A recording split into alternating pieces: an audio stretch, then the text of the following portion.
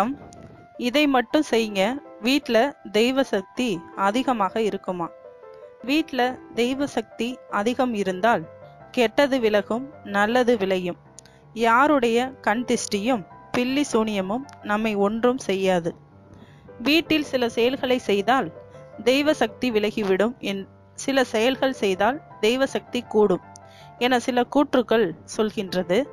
அவற்றில் தெய்வ சக்தியை அதிகரிக்கும் செயல்களை இங்கே கூறலாம்.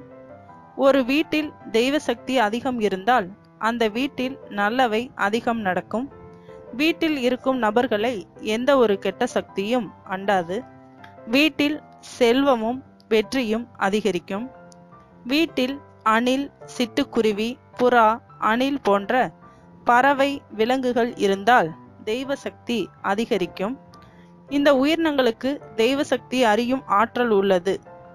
நீங்கள் புதிதாக குடிபோகும் வாடகை வீடு அல்லது சொந்த வீட்டிற்கு தெய்வ சக்தியினை கொண்டு வர ஜீவசக்தி கொண்ட ஏதாவது ஒரு உயிரினத்தை கொண்டு செல்ல வேண்டும்.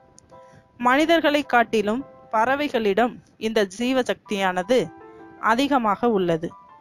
உங்கள் வீட்டு வாசலில் நெற்கதிரை கட்டி தொங்க விடுவதால் குருவி, புறா போன்ற பறவைகள் அதை உண்ண வந்து செல்லும். இந்த சந்தர்ப்பத்தில் அவை அங்கேயே கூடு கட்டி வாழ்ந்து குஞ்சு பொரிக்கவும் வாய்ப்புகள் உள்ளது. புறா, குருவி போன்ற ஜீவசக்தி ஜீவன்கள் கூடு கட்டினால் அதனை கலைக்கக்கூடாது. தெய்வ சக்தி கொண்டு வரும் திறன் கொண்டவை இவை என்பதால் இவற்றின் கூட்டை கலைப்பது வீட்டிற்கு கெட்ட சகுனமாக அமையலாம். புறா, குருவி போன்ற பறவைகள் மற்றும் அணில் போன்ற உயிரினங்கள் உங்கள் வீட்டிற்கு வந்தால் அவற்றை விரட்ட வேண்டாம். இவை நமது வீட்டிற்கு வந்து போனாலே நமக்கு நல்லது நடக்கும். மேலும் விவரங்கள்